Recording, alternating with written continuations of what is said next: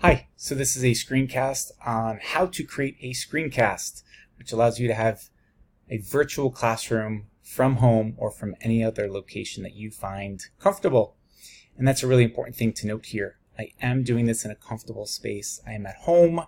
I'm able to provide the support to students. And that said, I do have my window open. There could be some noise coming from outside my door or through the window, and that is just okay. We're not making movie quality recordings here. The students will understand, and it is very similar to what might happen at school, where there is noise from the yard, other classrooms, or any other interruptions that might happen. So just go forward with it. If there is a noise, have some fun. The students are just going to appreciate you supporting them. So I'm using something called Screencast-O-Matic. And so I will access it here. And what's nice about Screencast-O-Matic is it gives me some features where I can go from you viewing me and my tab to just viewing me, if that's what's important, and then switching to just the tab. So I really like that feature. It is also easy to use, free, and you could sign in with your Google account. So I've typed in Screencast-O-Matic into my browser. I can go to the site. When I'm at the site, I will click on log in. So I'm already logged in. You would simply click log in, and once you log in, you will be able to sign in with your Google account. I select my Google account, and then I would just download the install file. Now I've already downloaded it to make things move a little bit faster here.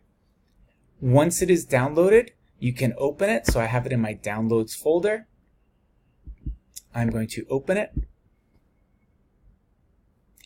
If I wanted to, I can drag it into my applications, which then makes it easier to then view through my Launchpad, which is your silver rocket launcher on the bottom, if you have it, or maybe on the side. Then I could see Screencast-O-Matic showing up there.